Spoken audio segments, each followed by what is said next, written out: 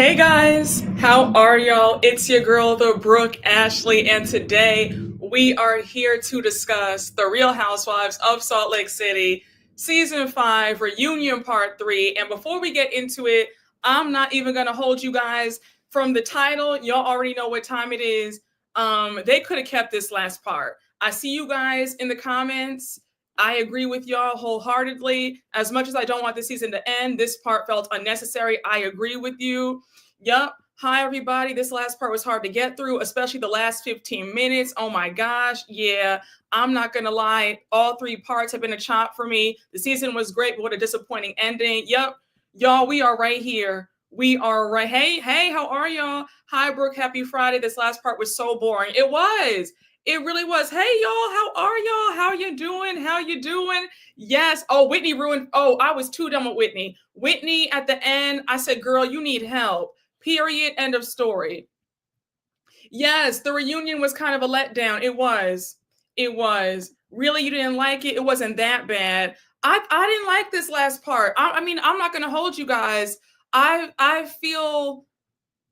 just feel like this season was so phenomenal. Something about this reunion just did not do it for me. I didn't love it. I did not love the first or second part. I thought that between some questions that I felt weren't asked, they let certain segments go on for way too long. I just wasn't. I don't know, something about it. The energy just wasn't there. I felt like everybody was a bit subdued. Andy seemed checked out, but whatever it was, I wasn't feeling this reunion. I would give the season a perfect 10, a perfect score. But if I had to grade the reunion, I would grade it a C minus. If I had to grade all three parts, we didn't need three parts. And you know what's so funny? It's like the opposite for Potomac. Potomac has given us a C minus, maybe C plus season, but the reunion looks like it's about to be that girl. And we're getting three parts for them. And I am sad. Like I am there, you know? So it's just really funny how one franchise had an awesome season, but the reunion was a letdown. But then another franchise, their season is just mid, and the reunion looks like it's about to be that girl and then some. And I am seated for it, okay? The season became an A minus with the reunion. I agree. Whitney was looking for a moment so bad. Yes, every Meredith segment was too long. It was. The energy was definitely different from the actual season. Oh, for sure. Absolutely. Y'all, we're on the same page. Yes, we were all kind of let down. We thought it was going to be epic. Now, since we're not getting a new episode of Potomac because the Super Bowl is this Sunday, I might do another live for New York, okay? I know a lot of you guys have asked me about my thoughts for New York. I'm not going to hold y'all. This New York reunion, I was too done. What happened with Uba and Bryn? Uba, you are a better woman than I am, because it felt like a slap in the face. But we'll talk. We'll talk about that. We'll do a whole New York live probably on Monday, okay? So look out for that, or maybe Tuesday. Yeah, you said Bravo said we needed balance. You know the previews can be deceiving. That's true. Yes, New York, we might have to do another, like we did last time, because guys, I was speechless, but I don't want to get off topic. We're here for Salt Lake City, so let's just get into all of that, all right? Yep, you said Uba hugging that Karen. Listen, Uba ate the entire reunion. Oh, she did. She looked beautiful. I love Uba, but Miss Uba is too nice for my liking, because no ma'am. Roni, the season and reunion was mid. Yes, the Super Bowl. I'm super hyped for K-Dot's performance. I am too. I'm excited. All right, y'all. So without further ado, let's just jump right on into it. We start off this last part with Britney. Britney, you can say what you want. Britney is crazier than a soup sandwich, but Miss Mamas is the right amount of delusion for Housewives. So Britney's like, there's no grand entrance for me. And I'm like, baby, if you don't sit your behind down and just be happy to be there. I was like, what are you talking about? No grand entrance. You're not a full-time cast member. Be happy that you got a paycheck. Bravo flew you out to come because you could have been up there at the bus stop with Miss Maylee. All right. Maylee only got 3 episodes, no lines, no camera time, no nothing. She got a $50 Visa gift card, and that was that. So be happy that you're here. So anyhow, Britney is a nut. So, you know, and we start off with Britney's whole segment, and oh, did you guys notice how she was waving like Princess Diana? I said, Britney, are you okay? She was so happy to be there, honey. And Bronwyn was like, girl, what is she doing? Hey, Lady T, thank you for the super chat.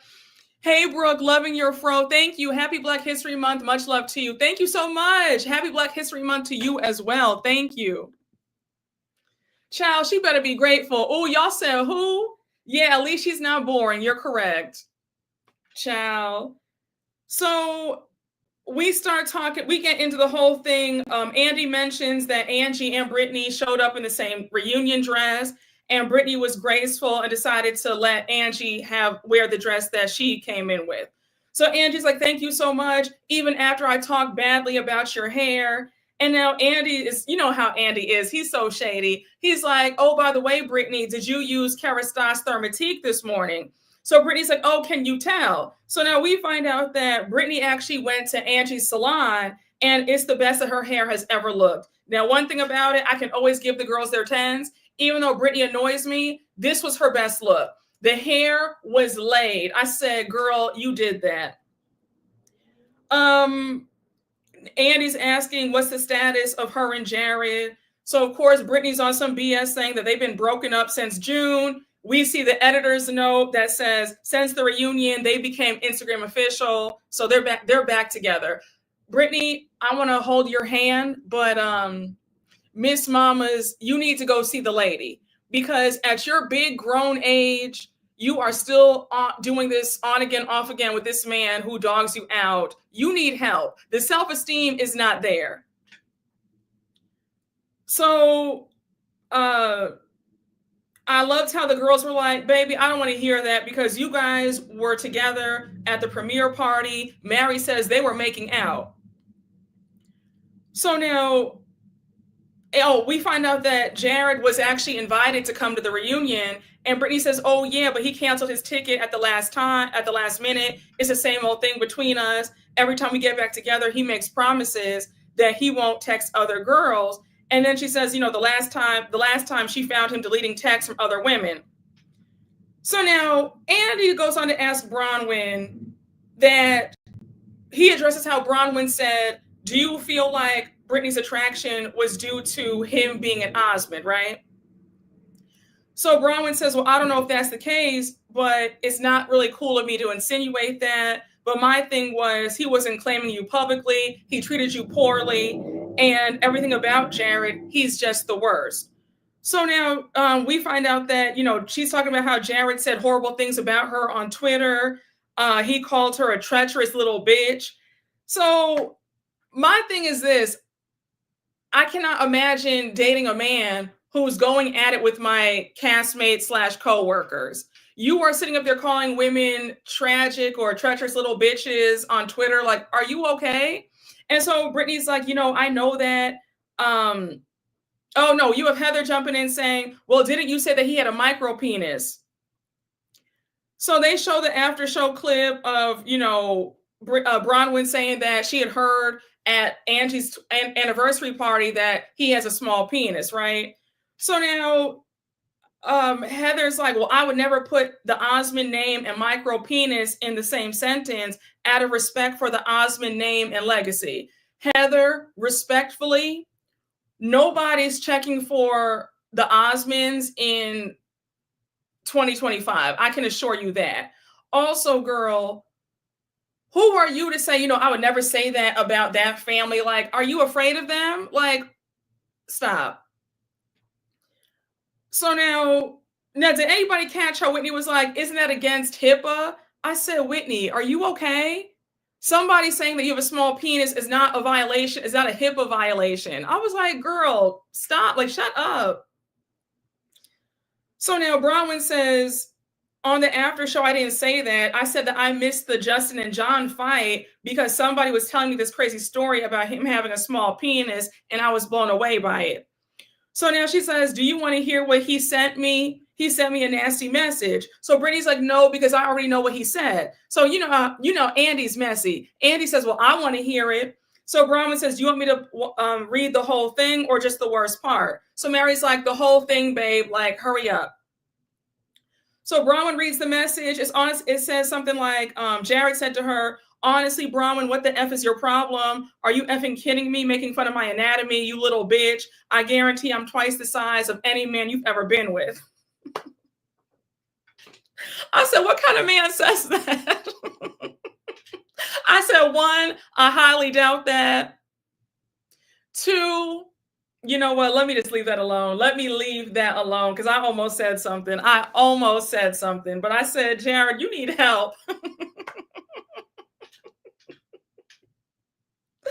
I said, a mess. So I'm going to just leave it there, child. But yeah, he does not give Big D energy at all. Exactly. Yes, Jared knows he's not clearing anybody. Exactly. So anyhow, Bronwyn says, he's a he told Bronwyn that she's a low vibrational human being. And then he says, I could easily pick apart your anatomy, but I'll be classy and keep that between you and I. So Brittany's like, oh, I didn't know that he said that. I'm embarrassed. So Bronwyn says he's a sick man if that's how he talks to women.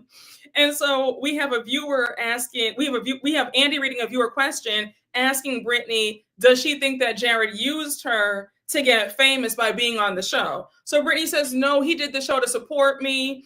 And he did the show to support me. And now Andy goes on to say, well, he actually claims that he's the reason why you're on the show. So Brittany says, yeah, he did say that. Then he apologized and he ended up love bombing me. And I'm just thinking, Brittany, this man love bombs you every day of the week. And I just want you to say that the sex between you and Jared has your mind so gone that you do not mind being a fool for this man. Let's just call a spade, because what you won't do is act like you're this helpless victim and, oh, I don't know why I keep going back to him. No, just say it. You are obviously digmatized. You're desperate, because I don't understand why you keep going back to a man who dogs you out every chance he gets. He dogs you out on Twitter. He's out here talking poorly to your castmates. He's out here like, mama, just say that you like it. You have some sort of kink for being humiliated, and you get off on him embarrassing you. Just say that it turns you on. Like, it really just like, it has you ready to go, because I don't understand how you could put up with this treatment and you still keep going back.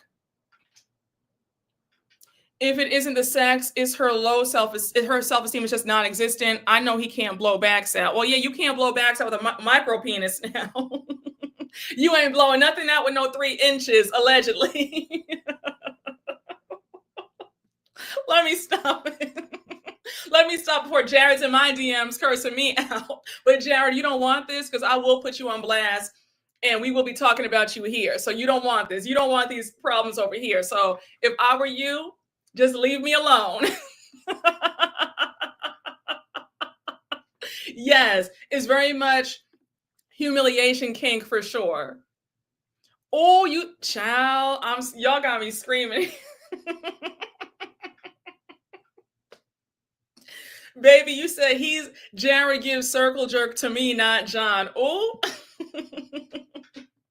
Jared, you don't want these problems over here, because I'm telling you, between me and y'all have some mouths on y'all, because baby, y'all be in the comments in these live chats cutting up. So Jared, you don't want these problems. My subscribers will tear you all the way up. They will rip you a new asshole. So you don't want this. Oh my gosh.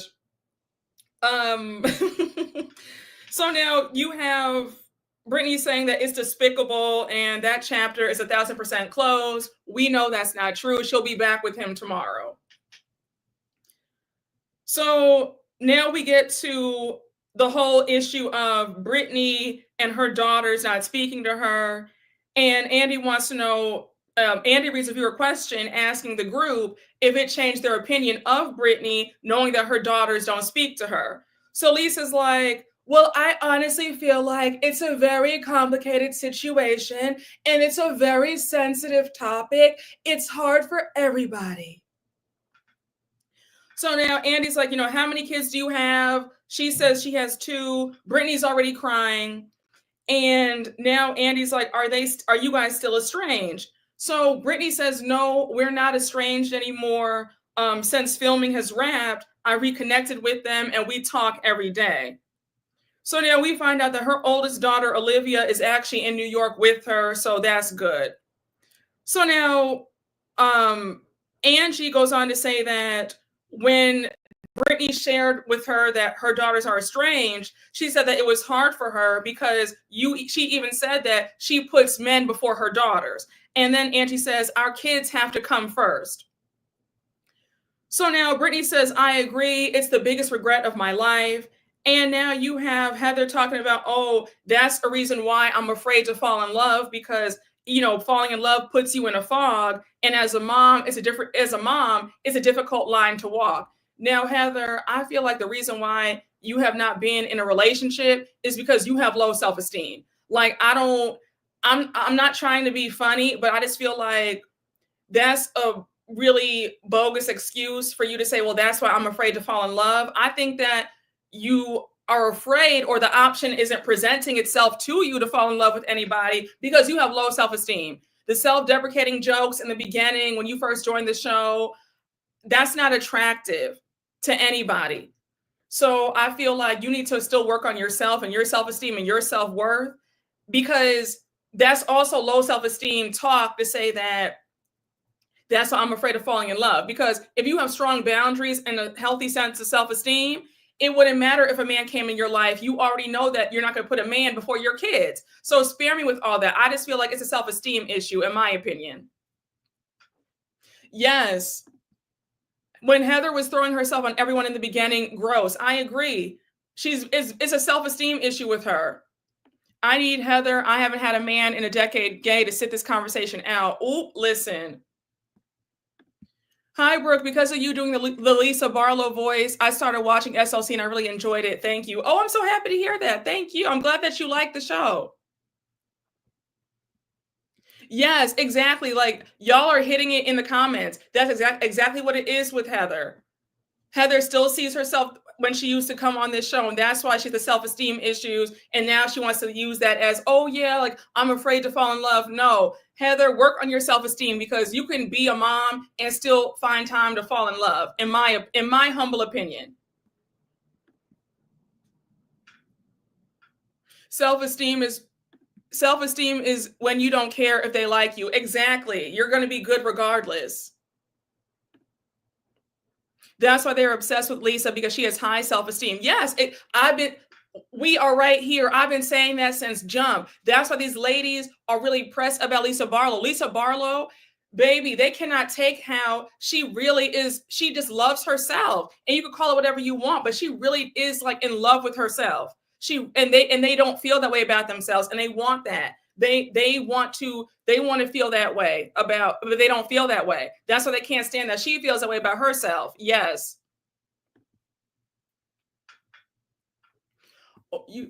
You said be a mom, her kids are grown. Well, that's true. Yeah, she has the oldest daughter's in college. The middle daughter is going to college next year, and then the youngest daughter is like a sophomore in high school. So I agree with that. That's very true too. She could definitely find love now, because her kids, they're not 5 and 6. They don't, they're independent. One is in college, the other one's about to go to college. Then this one's on her way to college too. So yeah, you're right. She'll be an empty nester in like 3 years or like 2 years. I'm not going to hold you. I feel like they spent a lot of time on Britney, and I just was not that interested. I really wasn't. But we start talking about the whole issue with Bronwyn versus Britney. So Bronwyn says, I did judge Britney incredibly very harshly because about being estranged, being a single mom. There were a lot of things that I didn't do, a lot of folks that I didn't date because Gwen only had me. So Britney says, well, instead of you supporting me, you were the only one who knew why I was estranged out of everybody here. You had a personal connection.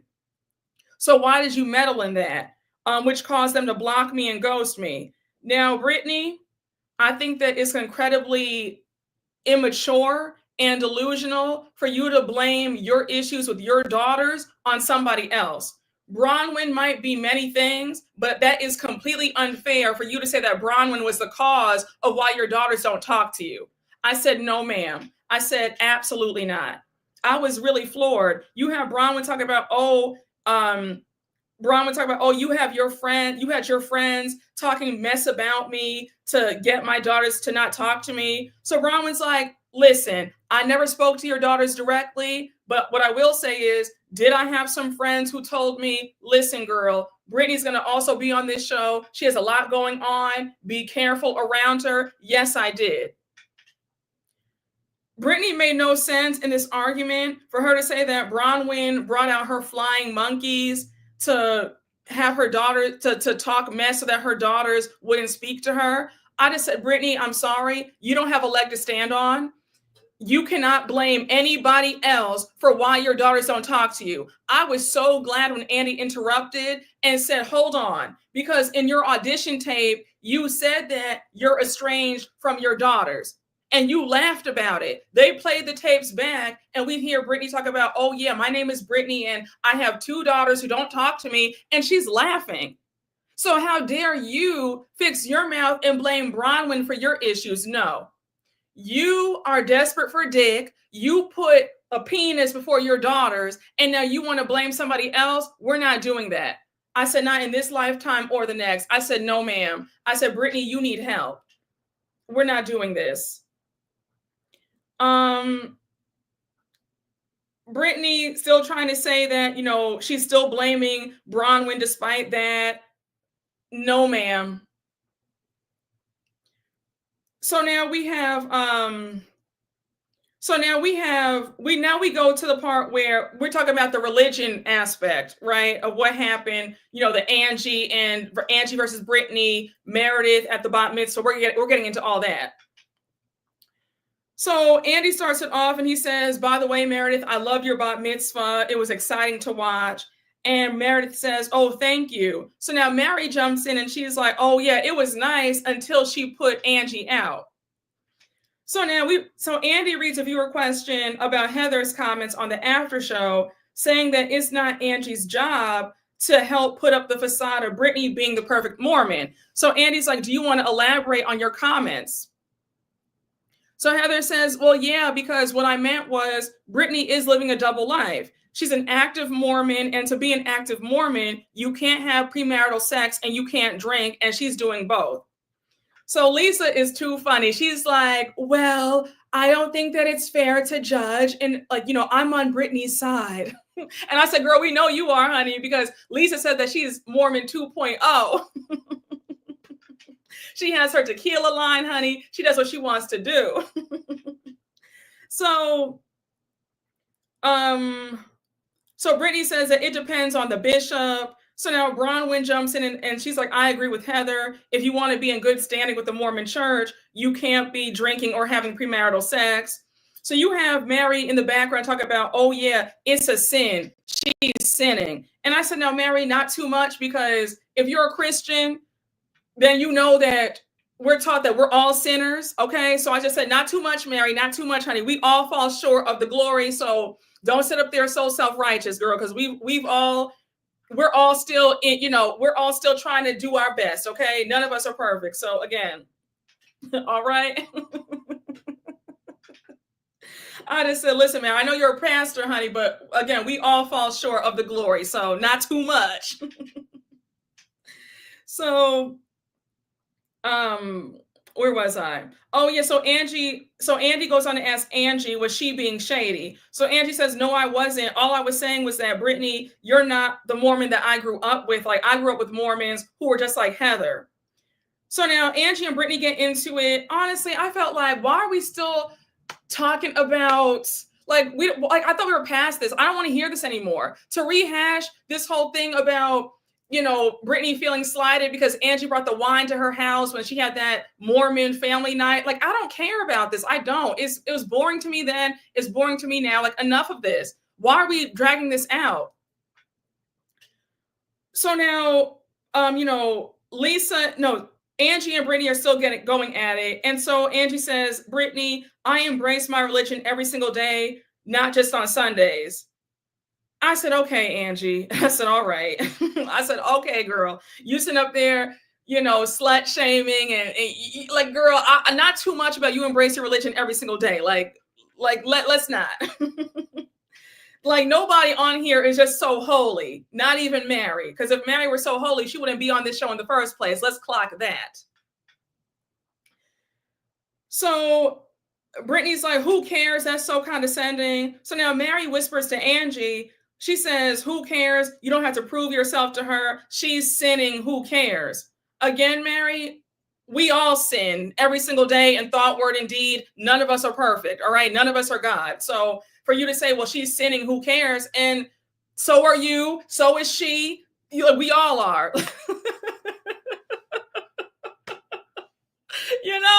Okay. Who are any of us to talk about she's sinning? I know I shut my mouth. All right. Let me stop before I tell my business. Okay. All right. So, one thing about being on YouTube, honey, child, you will be over here telling a story and be like, you know what? Maybe I should just keep that to myself. Yes, honey. We are all sinning and we all fall short of the glory. Okay. We are all just trying to do our best. I remember I heard somebody say, I just want to make it by the skin of my teeth. Oh, y'all have me screaming in this chat. These ladies should use the Brooke Ashley's code and see the lady. The contradiction is crazy. So now Andy reads a viewer question asking Meredith, did she realize that Angie never called Britney a slut? She just repeated what Britney said. So Meredith says, well, Britney was so upset she was crying. And now Mary cuts in and she says, yeah, but you did not get both sides of the story. So now Meredith says, I know, but she told me and it was just too much. So Bronwyn jumps in and says, may I just say one thing on behalf of Angie? Because yes, the porn star stuff, that was a bit too far. But I will say that there are a lot of examples of Britney saying something to all of us. Then when we say it back to her, she doesn't like the way we say it. And she says, you can't say something and then get mad when we mirror it back to you. So now Andy goes on to ask, why did Britney eventually come clean about having sex with Jared? How did it feel to have the women rally around you? And Britney says it felt good. So she says she did not realize how much trauma and shame she had. She still has work to do. Mary's like, I don't know why Britney said that because we weren't even talking about that. The whole point was she was caught recording us on the Sprinter van. Britney saying that she revealed it to show that it was in good faith, especially since she blatantly lied about it. Again, I don't really care. That wasn't that interesting for Britney to reveal to us that she was having sex. We already knew that she was having sex with Jared because, again, when somebody is gone off of that DICK and the way Britney is acting over Jared, a man who keeps rejecting her, there is no way that they were not having sex. So we're not dumb. So now we jump to the Lisa segment. And Andy brings up the trip to Mexico. So he's like, I want to go back to the beginning of the trip. He says, Lisa, you called Bronwyn ungrateful for the trip simply because she wanted a room in the same villa as you. Don't you think that that was a reach, considering that you were mad for sitting in coach? So Lisa says, well, I think that parts of the conversation were missing. First of all, I said Bronwyn got bit by a dog, so I wanted her to have the same room that I did. I wanted her to have the biggest room. I wanted her to have the biggest room just like I did. So now we flip to, we have Andy asking about the dog bite, and he's like, oh yeah, by the way, that was insane. What happened? So now we find out that Bronwyn, the owner of that dog who bit her, he was fostering the dog and he was unaware that the dog had aggression. So she says, I understand that things happen, but it was irresponsible of him to have this dog at the dog park. So now Heather wants to know if she sued the owner, and Bronwyn says, no, I actually paid for the dog to be checked out, and we found out that there were medical issues with that dog, and now he's on a farm somewhere. Now, did you guys read the article about how Bronwyn and Todd are getting sued? Because allegedly their dogs bit an Instacart driver and an Amazon driver, and they're being sued for, I think, $300,000 because of their dogs biting the Amazon driver and Instacart. So I just said, child, maybe that's why she was too afraid to sue the dog owner who bit her. But I said, girl, the way that dog bit you, you could have died. The dog bit her like 32 times. I was like, damn, girl. Now, Andy, let me just whack you for a second, because I wish that you would have brought this up when Todd was there. Because why didn't you ask Bronwyn and Todd, when your wife called you in the emergency room and you didn't come to check on her, you didn't feel crazy finding out later on that she was actually seriously attacked? I wish that Andy would have asked that, because again, why are we talking about this in the last part? We should have brought this up earlier when Todd was there, because I wanted to hear what Todd had to say for himself, for why you weren't there for your wife when she's in the hospital and could have died from dog bites. Yeah, she was mauled. And honestly speaking, Bronwyn is nicer than I am, because I would not have paid for that dog to get any treatment. And I'm gonna leave it there. I don't want to piss off the dog owners, but I already told you guys what I would have done. I told you guys what I would have done when the episode first aired. It would have been some slow singing and some flower bringing had a dog mauled me like that. I'm gonna just leave it at that. No way. I'm not paying for nothing. Yeah. Okay. Oh, child, y'all are in this chat. I'm too afraid to read the comments. Y'all have me screaming, but we are right here. We are right here. Okay, we see each other. You said you're with me. Okay. Cause I said,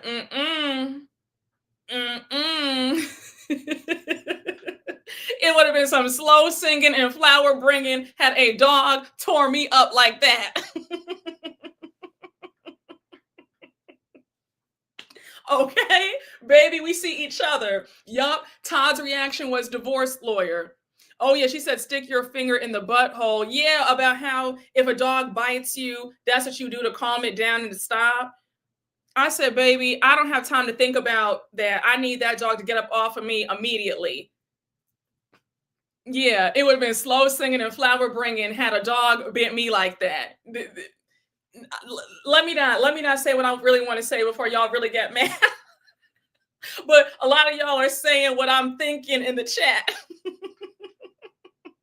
Yup, Mary sure did. Mary said, choke that MF out. She sure did.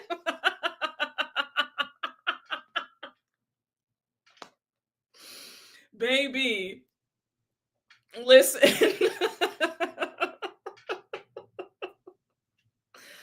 Oh my gosh. Okay, y'all are too much. Yes, who has the time to think about that though? Yes. Yeah, honey, I'm not paying for any dog who almost took my life. No, ma'am. I would have done what Mary did. What Mary said, yeah, you got to choke. Yeah, it would. Listen. Hi, Sanivia. Thank you for the super chat. Thank you for getting me through the 25 minutes on the Stairmaster. Oh my gosh, of course, yes. Listen, the Stairmaster is no joke. So if I can get you through that, I feel honored. Have a great workout. I thought Bronwyn's dog story was a little fishy. Oh, really? Child, with the way Bronwyn lies, who knows? Who knows? Baby, we have y'all in the chat. You guys are saying what I'm thinking. Oh, wait, what happened? You said the story is entirely too fishy. I think she covered the cost to cover another liability that implicated her and or Todd. Ooh, I mean, listen, you never know. You never know. But I want to know, and you see, I really wish that Andy would have brought that up about how they're being sued because their dogs bit them. And I also wanted Andy to talk about how she has that house with all those dogs pooping all over the place. That's disgusting. I wish Andy would have asked, okay, so have you trained your dogs to stop doing that? Do you clean up after the dogs? Why are you in this mansion with all this dog you know what everywhere? That's gross. Just a mess, child. Hey, Barb. Thank you for the super sticker. Thank you so much. Andy should have asked more questions. I agree. Bronwyn, you say using the dog poop as fertilizer. Damn.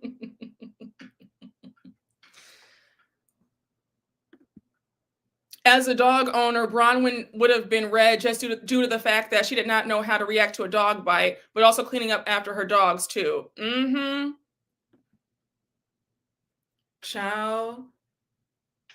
I just feel like there were some questions that I wish Andy would have asked, especially pertaining to that dog bite, for sure.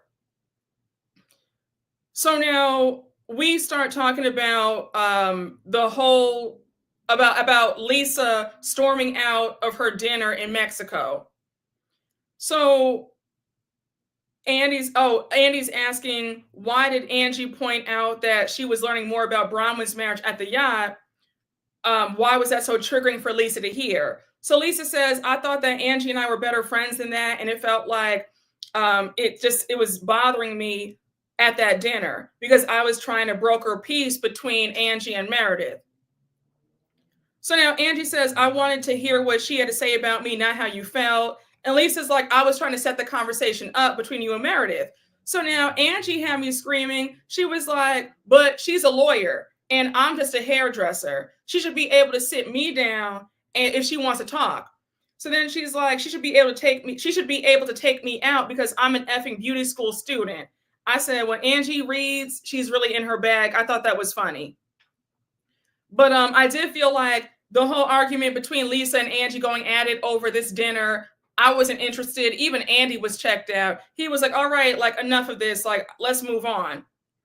So now Andy goes on to ask Bronwyn, does she think that Lisa plays victim? And does Lisa have trouble having empathy for other people? So Bronwyn says, well, I think that when something happens to Lisa, she takes it more seriously than when it happens to her. And that is true. Lisa is self-centered. So, so Bronwyn brings up how her marriage was talked about badly and it didn't faze Lisa, but when her marriage was talked about badly, it was worthy of her throwing stuff and having a fit and storming off. So now Lisa says, well, that's completely different, two different scenarios. And Whitney says, when Whitney talked about my marriage, we have a 5-year history of Whitney doing that to me, and you don't have that history with her. So she goes on to say, you've never gone through this before with Whitney. I have. Now, again, I'm going to say, when Lisa is right, she's right. I agree with that. You cannot compare Bronwyn bringing up her marriage to somebody else spreading a rumor about Lisa's marriage and, John being in circle jerks and all that stuff. I thought that Bronwyn was reaching with that. And also, Bronwyn, the thing is, you brought up on the yacht about your marriage unprovoked. Nobody asked you anything. You brought it up for sympathy. You were on that yacht, and all of a sudden you said, yeah, he's cheated. He had this affair. Gwen saw it on the iPad. I was devastated. He bought me this ring. You were crying about it. You wanted advice. So you can't say, well, they talked badly about my marriage. You didn't say anything. Well, that's not true. Somebody brought a rumor that's just not true about her marriage. She has every right to be upset. You brought your stuff up unprovoked. Nobody asked. Exactly. Nobody asked. Yeah, it was a huge reach. So Bronwyn, I'm not going to hold you. Is it just me? But does anybody else feel like Bronwyn took a lot of L's in this reunion? I feel like we really saw the true Bronwyn, and it's just she's a different person than when she first joined the show. When she first joined the show, I was here for Bronwyn, but baby, she lost me in the last half of this season and at this reunion. Bronwyn girl, I'm gonna need you to really do some soul searching if you come back for season 6, because girl, you lost me. I mean, I stood 10 toes down for Miss Bronwyn, and baby, she ended up being a complete shop by the end of this season. Yeah, she clicked down. Yep, we're on the same page. Bronwyn did not stand on business. I don't need Bronwyn back, to be honest. Yes, she copped a lot of pleas. Yep. They were talking about Bronwyn's marriage before the boat.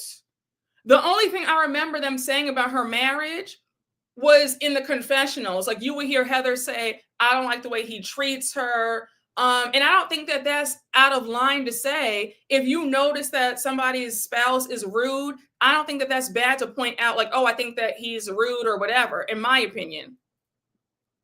And also, when Lisa was like, when have you stuck up for me in public?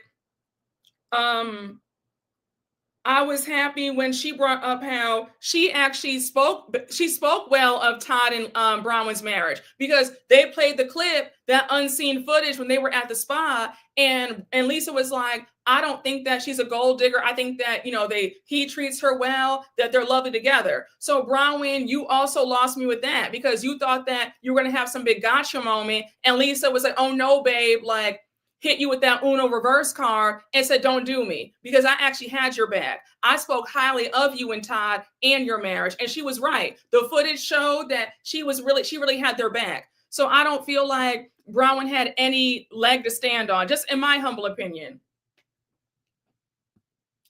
I don't mind if she comes back another season. I think she'll dig her own grave. I can see that too. No, listen, I think that Bronwyn will be back. I think that she will be back.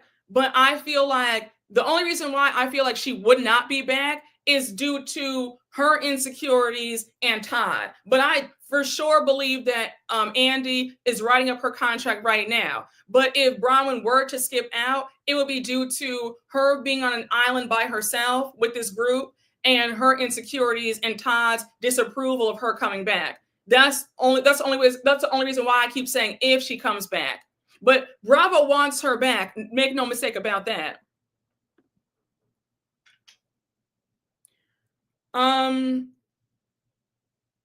We now have Andy asking Britney about Meredith throwing up.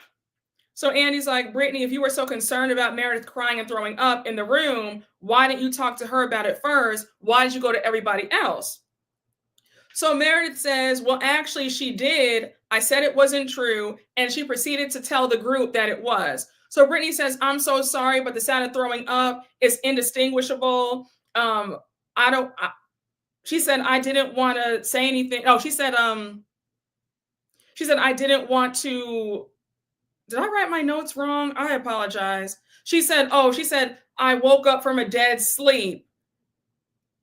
Britney, my thing is, you have no right to go around and speculate about what somebody else did in their own hotel room.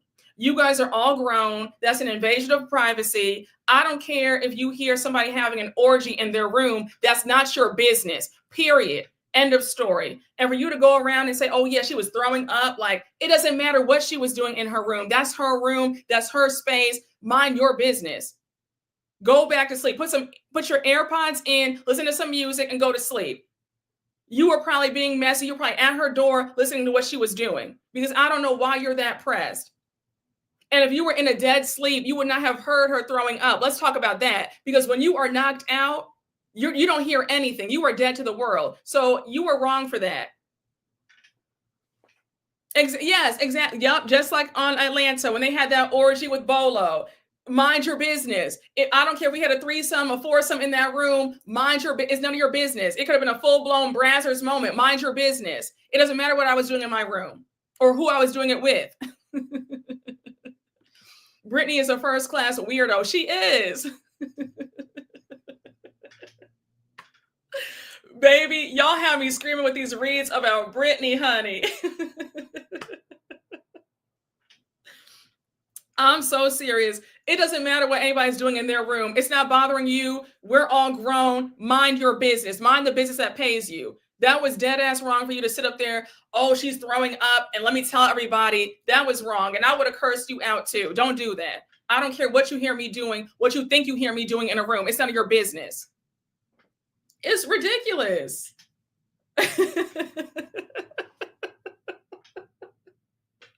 Y'all have me screaming, okay? You guys are too much. Brazzers needs a sponsor at this point. Oh my gosh. You said not cut me a check, child. Exactly. But won't go check on her. Just a mess. Yes, exactly. If you're so concerned about my well-being, if you heard me throwing up in my room or crying or sobbing or whatever, wouldn't you knock on the door and say, hey girl, are you okay? But you're sitting up there listening like a peeping Tom, but now you want to go back and lie on me? No, ma'am.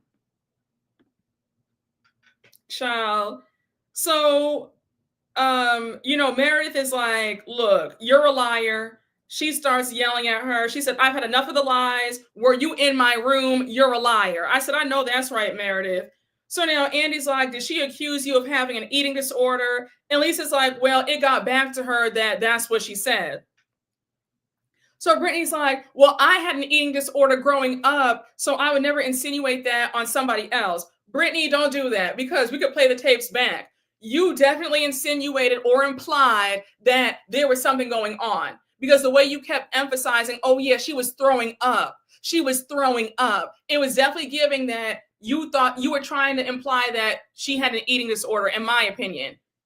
It felt like that to me, because it was so much emphasis on, yeah, after dinner, she threw up. After dinner, I heard her throwing up. Did I tell you that she was throwing up? She was vomiting in her room after dinner. So what would you think if somebody kept saying that?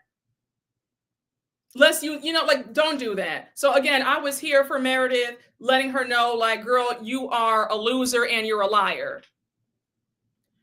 So now we get to the whole bus ride with Britney recording. Andy names all the excuses that she was giving on that bus. And he's like, which story is the truth? So Britney says all different parts of the story are true, because I was trying to take a selfie for my Olivia. Then I was also trying to take a picture. And they're all like, no, we don't believe you, girl. Stop lying.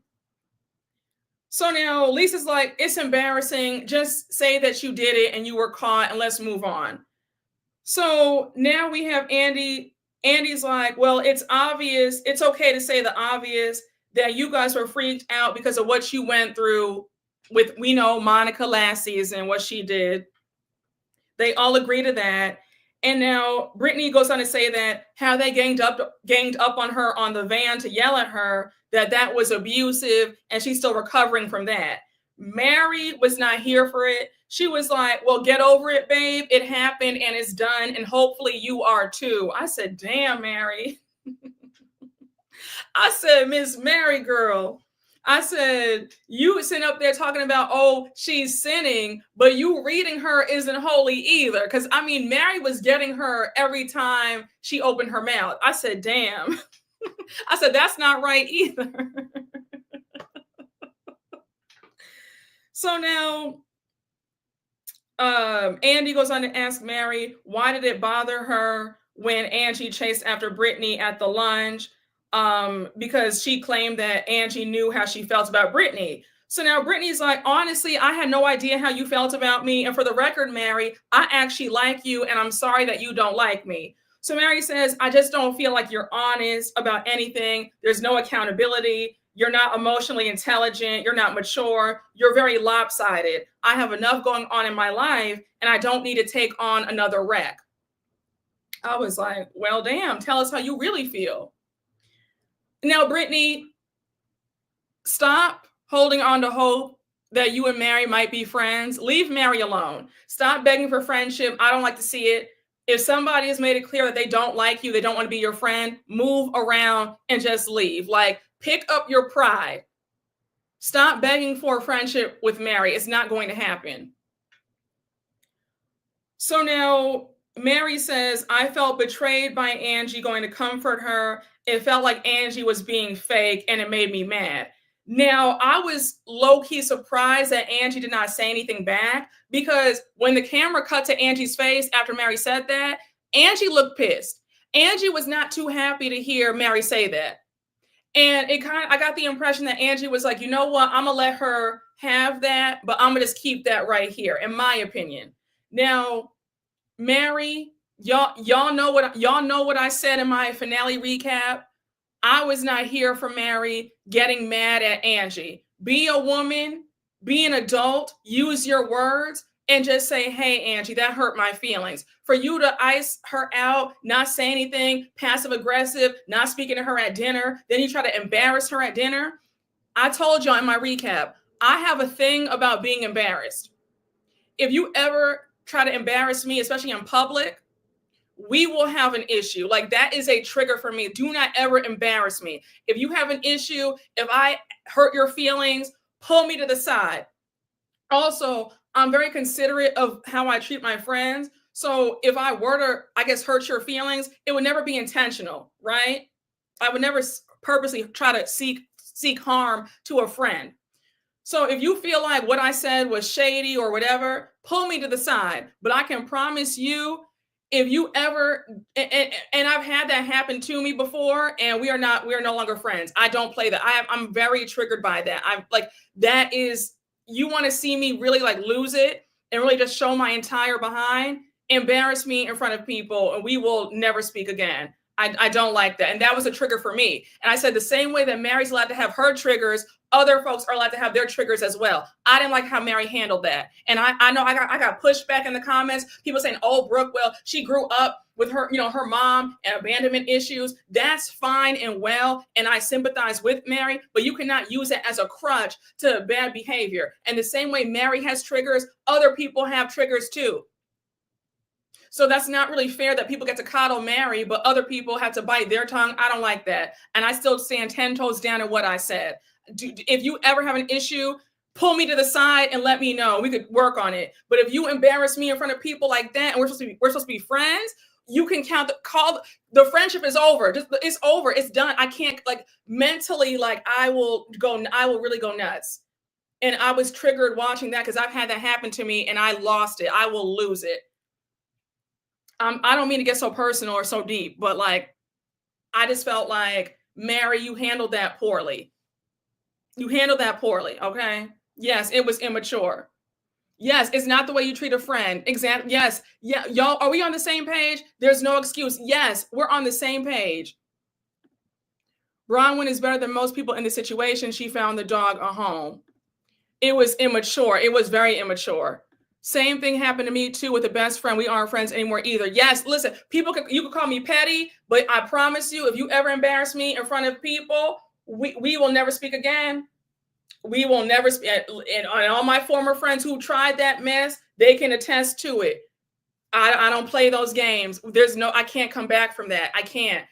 The same way folks have their traumas, I have my traumas too. So if you ever want to embarrass me, you will never speak to me again. So Angie is a lot nicer than I am, because I would not have gotten over that.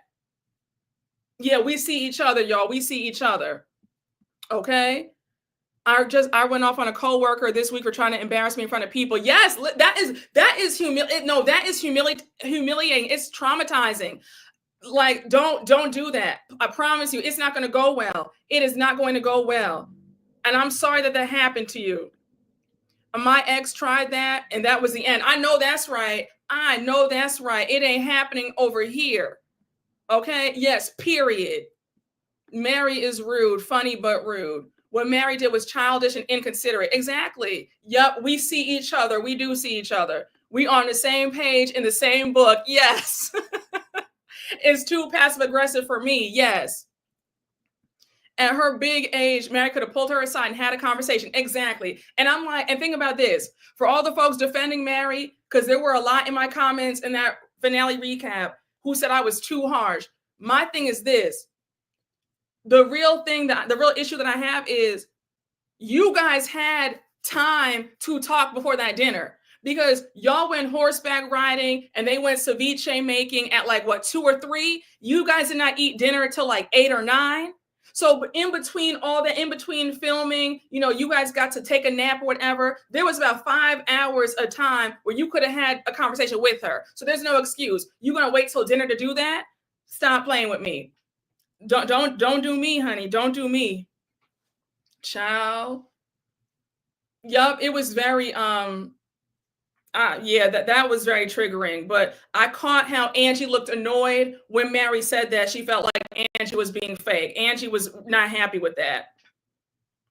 Mary, you said it yourself. You've never had a friend like Angie. I'm going to need you to work through your issues, because if you keep up like this, I would really hate for you to run the only friend that you've ever had off. I would really hate that for you. Angie is that girl. That's a good friend right there. So please do not mess things up, because I can see it right now. If this happens again, I don't know if Angie will be too kind about it the next time around. So I really hope that you really just work on yourself. Try to fix things in here, so that way you don't run off the only best friend you've ever known. I'm just saying. All right. Yeah, listen, listen, y'all. That really bothered me, because I think that why I get bothered is if you know that your friend did not mean any harm, you should not even have that vitriol in your heart to do them like that. When somebody's trying to be nasty and be fake or whatever. That was not that. Angie running after Britney, she was not trying to hurt Mary in any way. That was an innocent, let me check on her. I don't want her to feel bad. That was that. Mary, I really hope going forward that you use your words and you say, hey, that hurt my feelings, versus please do not pull another stunt like that. Please, I really hope not. All right. Ciao. Yes, Angie was running after her because she's a nice person. Yes, I agree. Mary knew Angie's heart. Can we talk about Whitney next? Okay. Let me move on, y'all. I didn't mean to ramble on and on about that, but that was triggering. So now we get to Angie bringing up how Meredith recently did an interview where she revealed that she spoke to Jen Shah from prison. So he wants to know, how was that conversation? Meredith says it was very brief. She called me. And now Whitney jumps in and says, well, how is that any worse than me talking to Monica?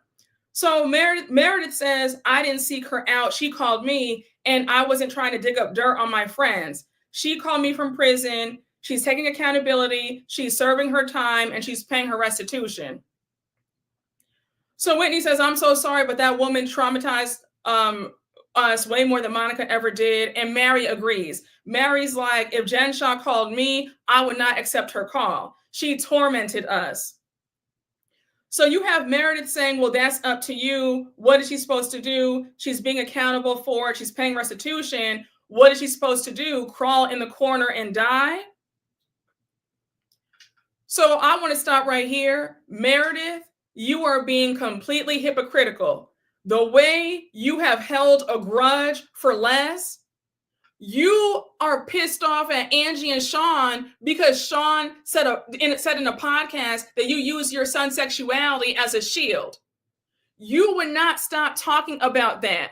You went on a whole rant for a whole season about that.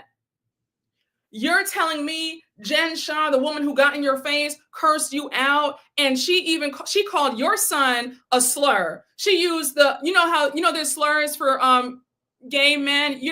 All my folks, all my gay subscribers, you know the word I'm talking about.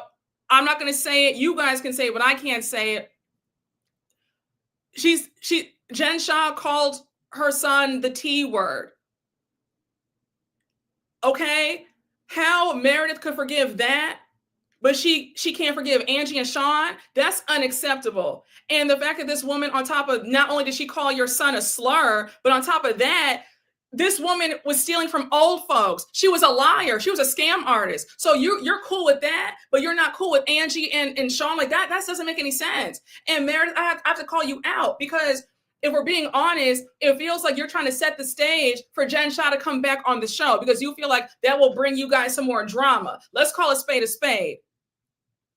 Let's call a spade a spade. Because you cannot sit there with a straight face. It's not a slur.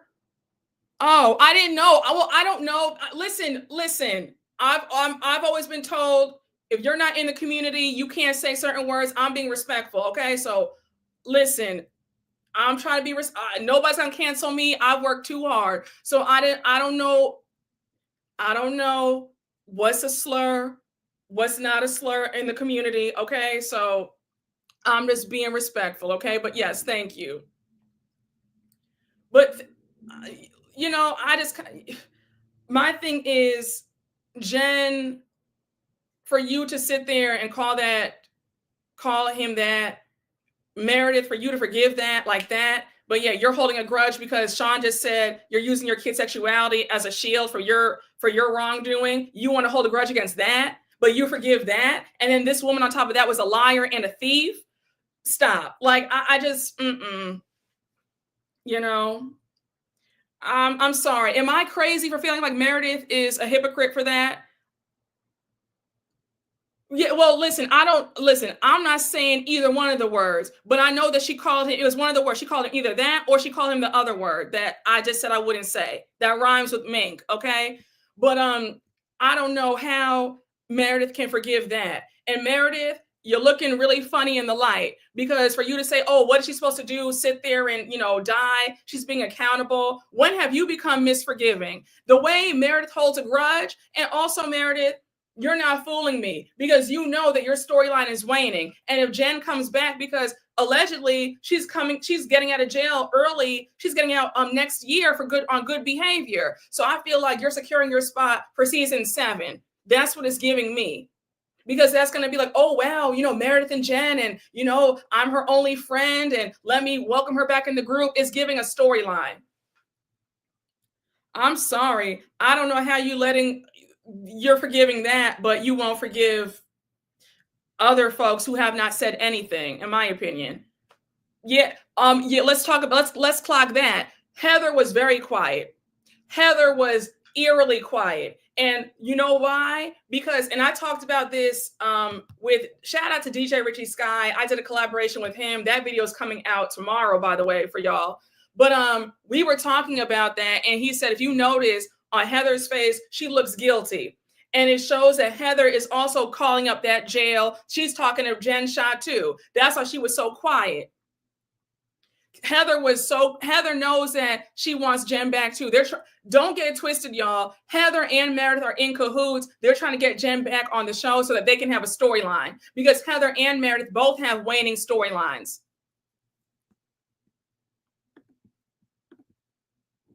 Okay. That was not a slur, but the word that rhymes with okay is, well, thank you. I didn't know. I don't want to offend anybody. I know I have a very large, I don't want to offend anybody. So please, okay? It's better to be safe than sorry. So, but thank you for the information. Good to know. Thank you. Thank y'all. Can we talk about this, please? How are you going to maintain a friendship with somebody who gave you a black eye? Because Heather has no sense. Heather has no self-esteem. Heather, it's just, there is no self-worth there. Because for you to sit up there, you covered for this lady for a year and a half, you almost lost your job. The show could have tanked because Andy, be clear, they did a whole investigation on who gave you that black eye. She had everybody's jobs up for grabs because of that whole entire lie that she covered for. I have very little respect for Heather, and Meredith, you lost me. You completely lost me sticking up for Jen. It's ridiculous. I just think, and Whitney, even though I don't see it for you, Whitney had a point, because as crazy and as nutty as Monica is, and what she did last season, that was diabolical. That's still not as bad as what Jen Shah did. So I'm like, how can you guys have all this smoke for Whitney reaching out to Monica, but yet you don't have all this for Jen? And I get the weird feeling that Jen and Monica might come back together on the same season. And I really hope that that's not the case. I don't know if I'll watch if they both come back. I don't want either one of them on the show. Jen didn't even bring a whole lot. She was always hollering and screaming about something, acting crazy with borrowed furs, fake clothes. Because when the FBI came and did that raid on her closet, we found out that all her clothes were fake. She was over there wearing fake Chanel, fake Prada, fake Louis, fake Gucci. I said, damn. All her jewelry, the Cartier was fake. The David Yurman was fake. I said, damn, girl. The furs were from her neighbor. The Porsche was from her neighbor. I don't want Jen back on my screen. No, thank you. No, thanks. I don't want Monica back. Yes, child, they said that it was all fake. It will get too dark if she comes back. I agree. I don't want that. Jen was a terrible housewife. Yeah, she was. Yep, she was always yelling. Yep, she sure was. Child, I don't want either one of them back. So please, no, thank you. Yep, she was in that rental chalet. I'll never forget Brandy from Dallas exposing that Jen rented her chalet. Yep, and the owners put the chalet on Zillow, up for sale on Zillow, while the show was still going on in season 1. And that's why they moved into that new chalet season 2 before she went to jail, because it was outed that they were in a rental. Yeah, it was fake. It was from Canal Street. It was from Canal and Delancey Street. No thanks. Meredith, girl, you lost me. Heather, you look guilty. I'm sure you're definitely in cahoots. You're calling Jen up from that jail too, because you want her back on that show. And I'll tell you something right now. You could never harm me. You could never physically assault me. You could never black my eye and think that we would ever be friends again. You couldn't even talk to me. So you look really crazy to sit up there and be smiling in a woman's face and she decked you in the eye. There's something wrong. You said, and Jen would come back broke just like Monica. How you steal and buy fakes. True psychosis. That's why. She needed help, honey. Well, that's to be expected from a fraud. Was I the only one who thought Jen gave her that black eye before it was revealed? No, we all thought it, but Heather did such a good job convincing us that it wasn't Jen. Because remember, Heather started crying at the reunion and she was like, oh my gosh, like I got drunk and I passed out and I hit my eye on the faucet. And I was too embarrassed because as a former Mormon, I embarrassed myself by getting intoxicated like that. So we all bought the tears. Who's going to think that she's lying about that? Because a normal person with sense would just say, yeah, they actually did this to me. Because I'm not letting anybody who physically harmed me get off scot-free like that. She did it. She blacked my eye. Go fire her. Send her right to jail. Period. So who would think that you would lie about that? You know what I'm saying? I don't know. Let's talk about that. Jen would have ended up exactly. Be clear. It would have been some slow singing and some flower bringing for her too. Let me stop it. I'm nobody's fighter, but listen, you know, but don't try it though, okay? I'm nobody's fighter, but I still got hands if need be. Listen, okay, you don't want it over here. Y'all don't even listen to me. I'm silly today. Okay, I'm just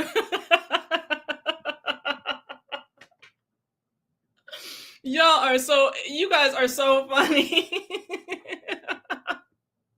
Brooke said I ain't no killer, but don't push me. Exactly.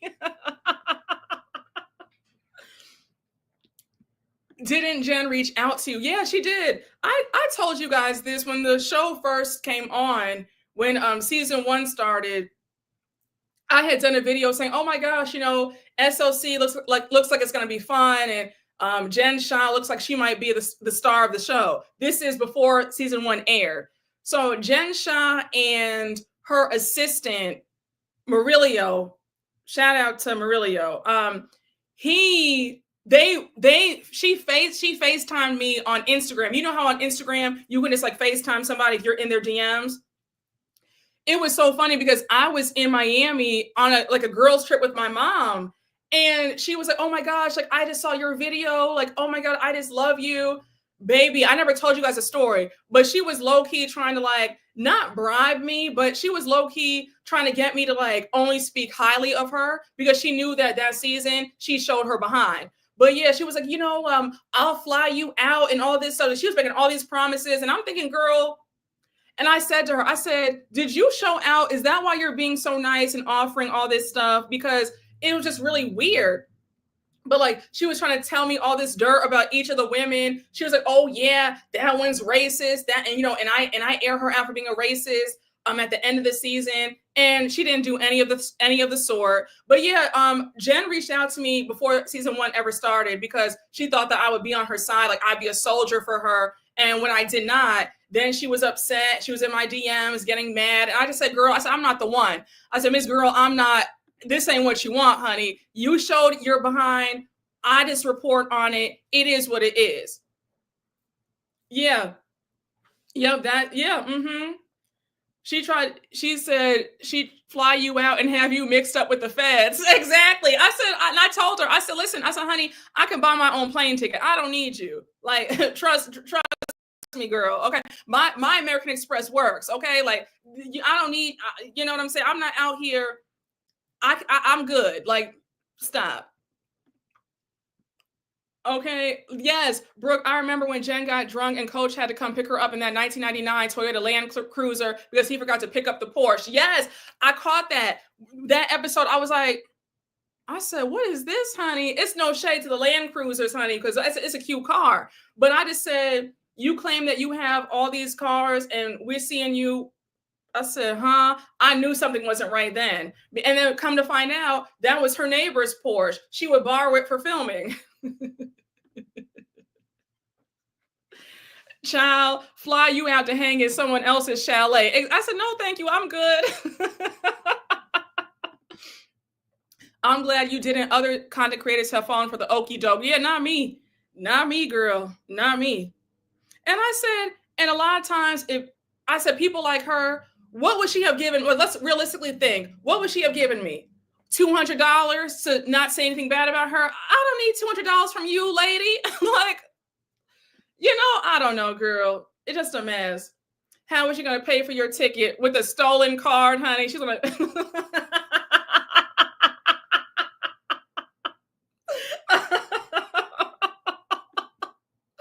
Baby, she would have tried to black my eye in that rental with her fake stuff. And we would have been tussling. Oh my God. You said $200 in a fake bag. Yeah. And the $200 would have been in Monopoly money. I would have sold my soul for nothing. So it wouldn't have been worth it. You don't have to ever worry about me selling out. No. She'd have put you on a megabus. Exactly. She would have flown me out on 18C. Child, y'all have me screaming, honey. She would have stolen a bottle of Vita tequila from me. Yes, she sure would have. She would have had me under the jail because Lisa would have had me arrested for stealing her tequila. I would have been all mixed up, honey. And this was like in the early days. I had like this is when like I first like started like taking off on YouTube. This was during season 5 of Potomac with all that mess, right? So I had like I had like 2,000 subscribers at that point. So she reached out to me. So she had the attitude of, well, girl, you're a little small time, creator. Like you only have 2,000 people. Of course, you're going to want to be flown out by me, like a big TV star, in the words of Shannon Bedore. She thought that I was going to be enamored by her. But little did she know that, girl, I might have been small time then, but I didn't need your money. Like, let's be real. It was like, girl, I might be, but I said, honey, I still don't need what you trying to offer me. Like, girl, I'm good.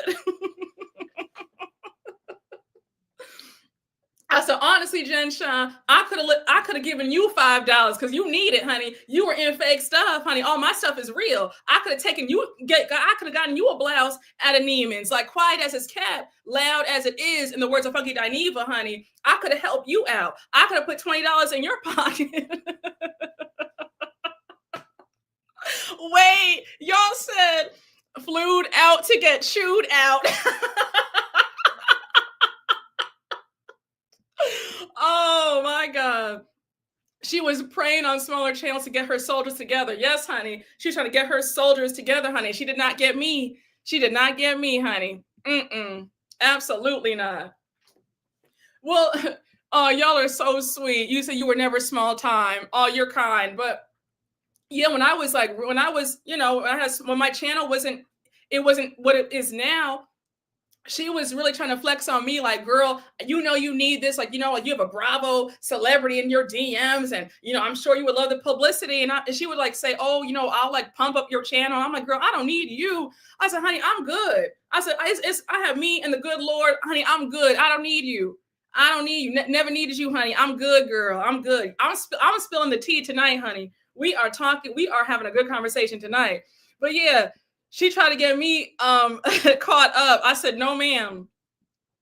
Brooke said, no charity case here. Exactly. I said, listen, I might have 2,000 subscribers, but I don't need your money, lady. Like, I'm good. And what money would she give me anyhow? She didn't have any money herself. She was broke, running around with nothing in her wallet.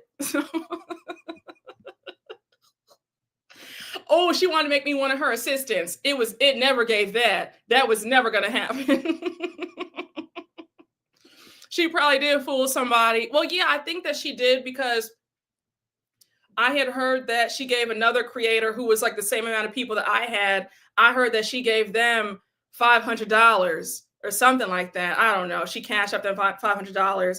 And so, yeah. And then one of her other people came up to me like, oh, like we can really help you. And I'm like, help me how? Help me with what? I don't need your help.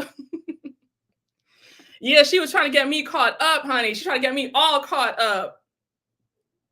I said, listen, I said, child, I could put $20 in your pocket. She's over there with fake stuff, driving around her neighbor's Porsche. I don't think so. You can't help me out. You can't even help yourself out. Oh my gosh. Child. So we're setting up a fund for Jen's books now. No, ma'am.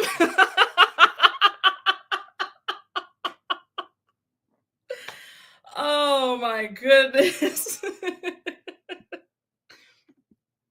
Didn't Up and Adam do an interview with her? I think he did. I know that he did an interview with Mary's parents, and they exposed all that mess going on. But yeah, she was preying on me, honey. She was preying on me. She wanted to get me all caught up with the mess. So you said Heather's already putting money on her books.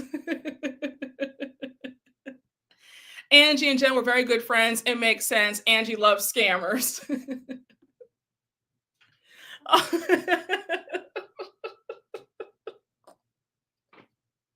Y'all have me in tears today, honey. Oh my gosh. Let me tell you, be clear. Despite when I was small time, I was not getting, I knew something in my spirit said that there's something not right with Jen. There's something not right with Jen. I just knew it. I said, there's something about you is kind of weird. But she would have been, oh no, you don't, oh no, you miss, you might not be too familiar with me, but she would not have been yelling at me at all. I don't play that. Like, even when I used to work corporate, I have some stories that y'all would not believe. I used to tear it up. I was a mess, honey. Nobody's yelling at me. Jen would have gotten tore up. Remember how I said earlier, it would have been some slow singing and flower bringing had Jen ever raised her voice at me. It wouldn't be happening. Jen would have been, I would have had Jen in tears. Be clear. Listen, okay? It's Big Brooke over here, not the little one. Okay, let him know, Greg. No, I'm so sorry.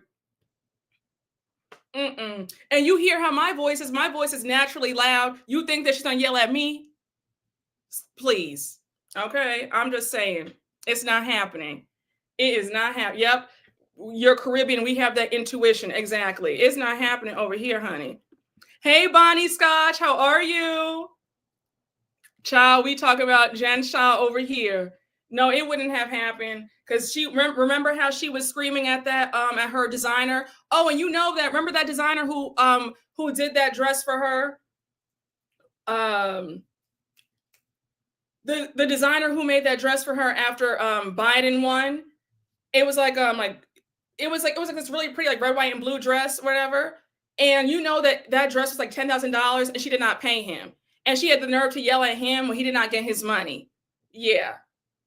Mm-hmm. She's been a scammer. And also, let's be clear. Do you honestly think that if I would have accepted that, you think she would have actually given it to me? No, she would not have. But yeah, she's always been fraudulent. That's my little story time. Thank you for asking me too, by the way, about didn't she hit me up? She did hit me up a long time. I thought I told you guys. She hit me up a lot when the show before the show aired. She hit me up trying to get me to soldier up for her. I said, no, ma'am, ain't happening. Nope. Mm-mm. And that was a dead giveaway. I'm so bewildered at her having 7 assistants. Beyonce does not even have that many. Exactly. I said, girl, who are you? I knew right then when she said I have 11 assistants that something in the milk wasn't clean. I said, okay. And then finding out that none of them got paid except for the other one who's in jail with her. Finding out that none of them got paid. They got paid. One of them said that they were getting paid in a Panera lunch. They were 12 of them splitting a Panera sandwich. I don't think so. Okay. Oh, wait. She used to hit me up too. Child, she was hitting up everybody. She sure was. Yes, you did mention it when it happened. Baby, she had 12. Imagine you working for free and the person is paying you in a Panera Bread lunch and you and 12 other grown folks are eating a Panera Bread sandwich. I don't think so.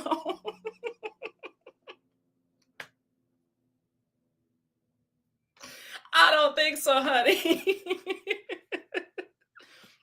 Yup, Monica was the clown. Monica was the clown working for free with 4 kids. She sure was. I said, Monica, you need help. Do y'all remember when Jen? No, she still is, because Coach Cashapp, she converted to Islam for her husband, Coach Cashapp. Brooke, you had discernment. I sure did. I said, something's not right. I said, And I said, that's insulting to $200. I'm not, stop. Those people have time doing that free job.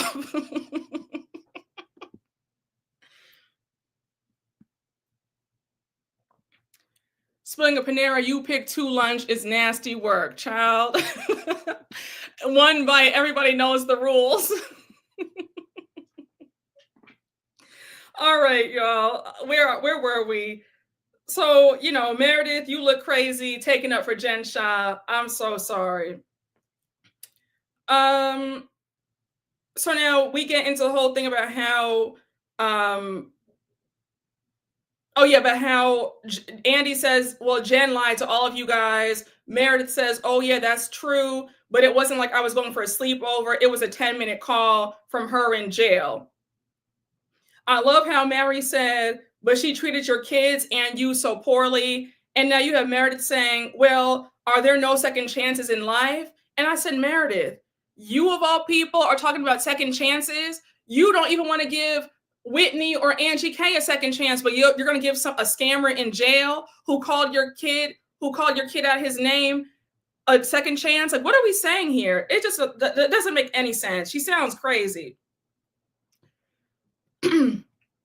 Mary says, well, listen, I don't know about all that, but some people go too far, and she's one of them. And Mary is correct. So now Andy brings up Heather's horrible game in Mexico, and he's like, what was your goal with that? Heather's on some BS talking about it was immersion therapy, and she wanted them all to burn their issues. I said, Heather, the goal of that game was to be messy as hell and to cause a big commotion for the finale. That's it, and that's all. Miss me with all that stuff about, oh, it was immersion therapy. No, it wasn't. Stop. So now we have Andy asking Bronwyn, what did she think about Angie's text about her? And we know that Angie read Bronwyn down in that text. Angie said she's married to a man with one foot in the grave, the other on a banana peel. Her face is pulled back so tight, it's down to her ears. I said, damn. I said, Angie, I felt like somebody read me down the way she read Bronwyn down in that text. So Bronwyn says that she was committed to the game, and now you have Andy saying that it actually became more powerful. The words lost its meaning when you guys all said it out loud. So now Andy brings up Whitney's rumor about Lisa with the whole thing about John does circle jerks. Lisa said that about Sean. I'm mixing them up. But Andy brings up the rumor about how Whitney said that Lisa and them have a third party in the bedroom. They have a threesome. She's kissing a woman and the woman's jerking John off. That whole mess. So Whitney really got on my nerves. She kept interrupting and she's like, are we going to burn it or not? And I said, Whitney, you came after her marriage for no reason. You don't have the right to act like Lisa is in the wrong if she's still angry about it. So she's like, Lisa, just listen to me. And I'm like, no, let Lisa talk. It's time for Lisa to say how she feels about the situation. Why don't you shut up? So Whitney's like, you couldn't burn it. You can't burn that I am sorry that I talked about your marriage. Why can't you burn it? So Lisa's like, because you keep doing it. It's been the same thing seasons 1 through 5. Bronwyn jumping in. I said, Bronwyn, this is not your fight. Just shut up, sit there, be quiet. This is between Lisa and Whitney. I don't want to hear what you have to say. Like, please stop. You've had your moment. It's time for them to go at it. Just stay out of it. You have Whitney talking about, and one thing about Whitney, I don't know who you're talking to, but all that yelling has got to stop. Whitney was driving me crazy. She kept yelling. I said, girl, if you don't shut your damn mouth and take your tone down, take it down a few notches. So Whitney says, I could have said worse things, like you're selfish, you're unaware, and you're phony, but I chose something that was worse, and I'm sorry. So Lisa's like, I've been putting up with this since season 1. I hear so much about you that I don't say. So now Lisa's like, can I speak to you without all the yelling? Give me an effing minute. So now Lisa's like, I've been through a lot with every person here. You guys have all effed me over several times, and it's hard to be vulnerable in this group. So Lisa starts crying, this time for real, like there are actual tears coming down. So, because you know how I always get on Lisa for crying and there's no tears. So I was like, oh, damn, like, okay, Lisa can cry. All right. So Lisa says she's one of 6 kids. She disappeared in her family. She says, I could have been trafficked and my family would not have noticed. I'm not surprised to hear that because I do remember Lisa saying that earlier on, that she felt like she was lost in the middle because she was a middle child of 6 kids. So yeah, I do remember. And she shared a story too of how she was playing in like one of those like little like ball, those like little like bouncy balls that you play in as like a kid. She was like in one of those, and I think her mom forgot about her, and her mom didn't even realize until like 3 hours later that she was still there at like the little bounce house or wherever she was. But I was just like, yeah, yes, she did say she was left behind. Yeah, I was like, wow, that was really sad. But I'm not surprised to hear that because she has said that before. Yes, a ball pit. Thank you guys. I couldn't think. Thank y'all so much. Thank y'all. But when she said that, I did feel sorry for her. And I can see how she's really turned, like she really makes sure that she protects herself because she did not have that protection growing up. She was lost in the shuffle. Yes, no wonder Lisa is always yelling. She probably did not feel heard growing up. Exactly. I think it's that too. I definitely think that because she even said that it was hard being in her family. You said she was abandoned at Chuck E. Cheese. Damn. That's why she's so desperate to be the queen of this show. Yes, absolutely. So she says, when people come, I protect myself all the time. When people come for John, Jack, and Henry, you burn something that you can never take back. So then she says, I've always had a soft spot for you, Whitney. I'm not fake. I'm sick of this. I care about everybody. So now you have Bronwyn shaking her head and she's disagreeing with what Lisa's saying. And now Lisa's like, why are you shaking your head? So Bronwyn's like, well, you tried to embarrass me with your phone earlier on. And Lisa's so over it. She's like, girl, that was like several hours ago. Talk to Emma about that. I'm done. I said, Lisa, I understand you because we moved on from that several hours ago. Bronwyn, it's no shade, girl. You lied about the jewelry. Was Lisa petty to bring that up about Emma outing you for not buying it? Yes, it was. Was Emma unprofessional? Yes, she was. But the point remains that you lied about purchasing that jewelry, period, the end. So stop. I don't want to hear about this anymore. We've moved on. It's time for us to close out this reunion and let's talk about Lisa and Whitney. It's not about you right now, sweetheart. I'm just saying. So I understand where Lisa is coming from. Yeah, I understand where she's coming from, especially when she puts it like that about her family dynamic. Whitney covets Lisa's life. I've been saying that for the longest time. That's exactly what it is. That's why this friendship between them does not last, because Whitney's jealousy jumps out and it overpowers her. And that's why they always have these same issues with Whitney and this BS. It's just a mess, child. I would love to know why Lisa took John away from her sister, because now I'm interested. Well, Lisa explained it. She said that her sister and John only went out on a few dates, so it wasn't serious. So, I mean, hey, her sister seemed to get over it. She's married to somebody else. Lisa and John are happy. Child, life is crazy sometimes. Life is crazy sometimes. It was only 3 dates or 2 dates. It wasn't like they were seriously dating and she just came and I don't know. Unless you guys heard something different. It was 2 days she said it was 2 days they had no chemistry. And stuff like that does happen where if you're dating somebody, you go on a date with somebody, you say, oh, you know what? I think you'd be better suited for my friend. Like that does happen. I don't think that that's weird. Maybe don't hit me now. Don't y'all all attack me. But I mean, I don't think that that's so weird, in my opinion. We can tussle about it, in the comments, but I don't think it's that deep. Like, you know what I'm saying? Yes, they didn't kiss. I don't think it's weird. They didn't even kiss. Can I tell you something?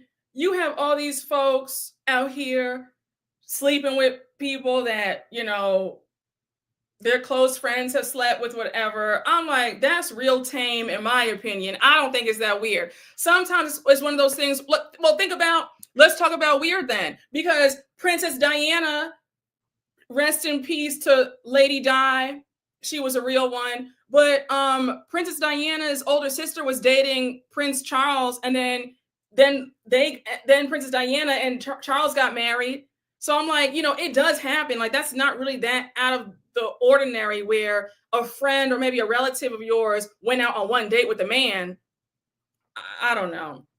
Yeah, Mary married her step grandfather. Exactly.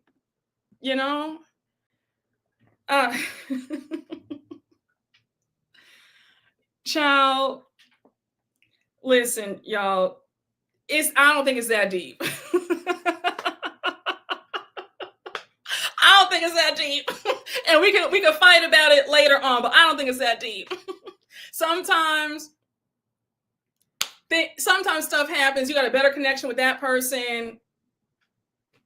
I know I wouldn't feel away. I'd be like, you know what? You guys are better together. Who am I to stand in between true love?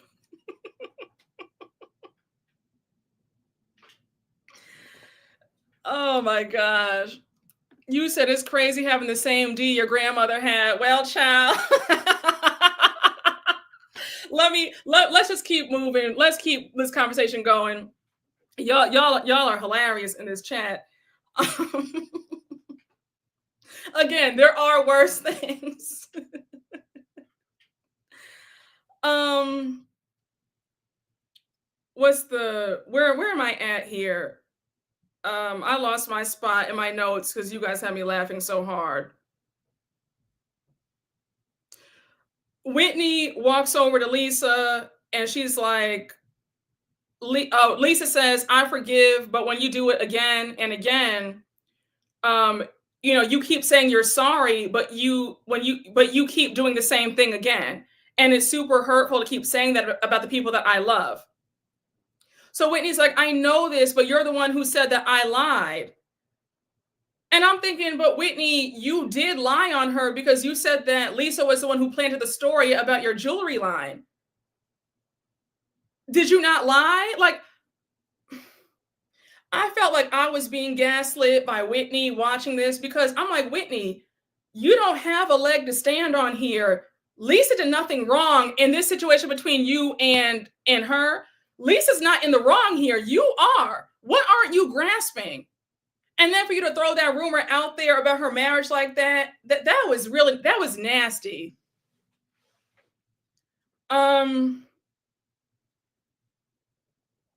So they're going back and forth, and mind you, they're on the same couch together. So Whitney gets back up and Andy's like, look, I'm not about to do this with y'all. Is it all right if you guys do not get back to where you were? So Whitney says, well, I don't think it's fair that I have to always take accountability, but she doesn't have to. Now, is Lisa good with taking ownership when she's in the wrong? No, she's not. But in this case, in this situation, Lisa is not in the wrong, in my humble opinion. So Whitney, you are out of order to say, well, why do I always have to take ownership and she doesn't? You lied on her, and on top of that, you spoke on her marriage. You put that rumor out there about her marriage to be nasty. So you need to apologize. You said, I know Whitney needs more healing. She does.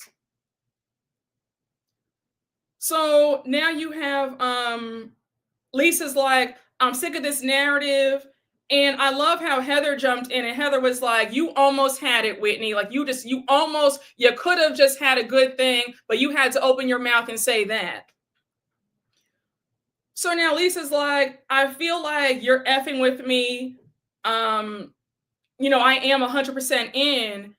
And now you have Lisa saying, we are going to have disagreements in the future, but I do love you, Whitney. So Whitney's like, I have a lot of love for you too. And I said, no, you don't. Because if you had love for her, you would stop coming after this woman's marriage. This is about the 5th time you've done that. Because let's not forget how in season 3, you were talking about, Lisa has some side guy on the side. And that's how she gets the Utah Jazz tickets, because she's blowing him. So you've been saying a lot of nasty things about Lisa and her marriage and them having side pieces and threesomes and all that stuff. One of y'all, shout out to y'all, because one of y'all said in my last recap that Whitney reminds you of the Whitney and Lisa reminds you a lot of Yolanda and Selena. You know Selena the singer? God rest her soul. And I said, oh my gosh, you're right. Because Whitney is obsessed with Lisa. And a lot of y'all get mad when I say that. And it's not about being a fan of somebody. I'm just calling it how I see it. You don't have to be a fan of Lisa to realize that Whitney has an obsession with Lisa Barlow. Like, it's weird. Like, she wants to be Lisa. If I'm crazy, let me know. If I'm off, let me know. But I feel like I have a good portion of my right mind, and I feel like I see things pretty accurately. Okay. You said, I'm sorry, Brooke, I don't see it. I'm all right. I mean, listen, all opinions are welcome here, but I feel like I'm not off base to say that Whitney has an obsession with Lisa. If I'm right on it, yes, Whitney does a lot on Lisa. She does. Hey, and thank you for the super sticker. Thank you. Yes, Heather and Whitney want to wear Lisa like a coat. They sure do. So you said no. Okay, so you don't see it. I don't see it either. So okay, we're like split down the middle of some of us see it, some of us don't see it, and that's fine. I understand. Oh, Heather is definitely obsessed with Lisa. Absolutely. I think Whitney wants to be best friends with Lisa or wants to be her. I think this too. I think, yep, Heather and Whitney, but I think that Whitney has it worse than Heather. Like, Whitney really there's some real sickness going on with the way she just puts Lisa up on a pedestal, because the constant going after Lisa all the time is getting weird. And Whitney, I'm going to say it just like this. Season 6, you better find somebody else to go after. I do not want to see or hear anything about Lisa versus Whitney. Let that go. Take a season off and give us a new beef with somebody else, because I'm not going to sit up there and watch you go after Lisa again. I'm just not. It's weird. Andy was over it. Andy was like, look, let's just leave it right there. Let's leave it there. I don't want to keep going back and forth with this. Let's just leave it. So Whitney says, I hope you can burn it. And Lisa says, just don't bring it back up again, and it's done. So now Whitney says, I won't be reckless. And now Lisa's like, if you do it again, then it's ignited. We see Andy dismiss Britney. I forgot that Britney was there. I was like, oh, Britney, like, I thought you left 30 minutes ago. So now we close it out with everybody. Andy wants everybody to say something positive about somebody in the group, right? Now, did you guys catch how Britney was off to the side and she's like, well, I should be out there for that. And I said, girl, be happy that you got 40 minutes on camera. Like, you're not a full-time cast member. Be happy for the time that you got. And low-key, Britney, you got a lot of time on that couch, because a lot of times the friend of the show, they only get like 5 minutes at the reunion. You got like the whole entire episode. So be happy for that. Yes, Britney was so desperate acting. She really was. So, we have Mary saying something nice about Heather. She says that Heather is powerful and smart, a lot of love, but does not know who to give it to. We have Lisa saying something nice about Whitney. Meredith says something nice about Angie. Angie says something nice about Meredith. Bronwyn compliments Heather. Heather compliments Bronwyn. And I thought that was nice. Whitney compliments Lisa. I said, girl, I know you were happy to compliment Lisa, honey, because you are obsessed with that lady. She was like, she has such shiny hair. I said, girl, you want her hair, don't you? Now, Mary, Andy was gonna have Meredith compliment Mary, but Mary's like, Andy, can you compliment me? Did you guys peep how the girls seemed a little bit jealous of how Andy was complimenting Mary? I said Mary did that on purpose. Mary wanted to be like, look at me, like, I had the boss compliment me. I said, okay, Mary, I see you, honey. Mary was geeked too. She's like, oh my gosh, Andy, really? Thank you so much. I said, Mary, you did that on purpose. Mary was like, she was so pleased with herself because he was like, oh yeah, you're so funny. You're a great mom. You're so open. I said, So now we ended with a toast. They have, you know how they always have like champagne at the end or like a drink. They toast with Miller High Life beer when they were in Wisconsin. And, Heather leads the toast by saying, cheers to the most powerful and terrifying women who have changed my life in the best way. And we're done with SLC. Y'all, I'm not going to hold you. We did not need 3 parts for this. We could have wrapped this up last week. This third part felt like it was all over the place. We spent too much time on Britney, too much time on that whole religion portion. It did not feel like a cohesive last part, in my opinion. It was a great season. The reunion fell flat, but we got through it. We survived it. But next season, just keep it to 2 parts. Yeah, the reunion was a letdown. Yeah, the chat made it worth it. Yeah, you guys always make it worth it, okay? I had a great time talking to y'all about it, but watching this last part, I was a bit bored. I was like, okay, like, can we wrap this up? Wrap this up now, please. I don't want to skip any super chats. Hey, and thank you for the super chat. Whitney and Heather have been obsessed since the first season. They have. They've been obsessed and pressed over Miss Lisa, honey. And they even said it. They've admitted it. They were like, yeah, we just love Lisa so much. She's just so cool and she's just so pretty and just so popular. And I always wanted to be like Lisa. They've always been very much obsessed with her. And it's not good. It's not healthy. They need to get their own identity and just like themselves. They are too worried about what Lisa has going on. Can someone break down the extra 5 minutes in the extended version? Oh, they had an extended version for this last part. I didn't watch it. I hate to be the bearer of bad news. I did not watch the extended version. Why would they have an extended version for this? It wasn't even good. Yeah, we got nowhere. I agree. Honestly, with Housewives, yep, gone are the days of the 3 and 4 part reunions. No franchise has had a season worthy in years. I agree. But I will say, though, that Potomac reunion is about to be 3 parts, and I will be seated because, if you read the description for part 3, it says that an unexpected departure has the girls shook. And when you watch that trailer, you see that when Eddie is sitting to show the tea of what TJ said, Mia's not there. So my guess is that Mia left the reunion early. So I'm seated for that. Like, I think that Potomac might actually give. I think that they actually might give with this 3-part reunion. I'm actually here for it. I didn't notice much difference in the extended version of this. Yeah, okay, well, I didn't even watch it. I didn't even bother. I did not enjoy this reunion super flat.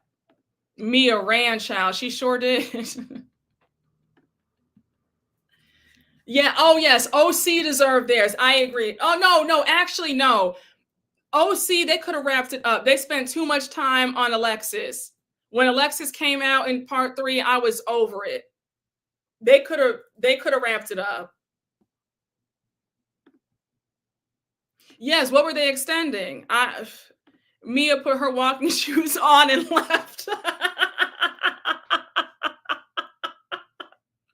Yes, I'm excited for Potomac as well. Potomac looks promising. I agree. Listen, y'all, I am ready for this reunion. I'll have my snacks ready. I can't wait. And I'm not going to spoil anything for anybody, but the tea that's going around about Stacey and TJ, about what Eddie is about to reveal, if that's really the truth, Stacey, I'm about to be wearing you out, because that is so desperate, girl. I'm about to be really going in on you, sis. If the tea is true about what Eddie's about to reveal, I'm wearing Stacey out. The whole recap is going to be just me going in on Stacey and nothing else. Child. But guys, that is my SOC recap. I will probably do a New York recap then. I'll go live for New York and we can talk about what happened. I'm trying to figure out. I'll probably do it maybe Monday since there's no Potomac, so we can talk about that. But yeah, the New York reunion wore me thin, wore me clean out. Uba's a better woman than I'll ever be, because ain't no way you sit up there and lie on me like that. You could have ruined my life. And I'm hugging you at the end of that reunion. No, ma'am. But we will talk about New York. I'm going to let you guys go. Enjoy your Friday. Enjoy your weekend. I'm excited for Super Bowl. That's going to be good. I can't wait for Kendrick's performance, honey. Yes. But yes, y'all, I'm going to let you guys go here. I hope y'all have fun. And with all that being said, I will see you all later. Bye, y'all. Thank you guys. Thank you guys to all the moderators. Shout out to y'all. You guys always keep the chat flowing and just great. So, but yes, y'all, I love y'all. We had a good old time, okay? And I will see you guys for New York. Bye, y'all.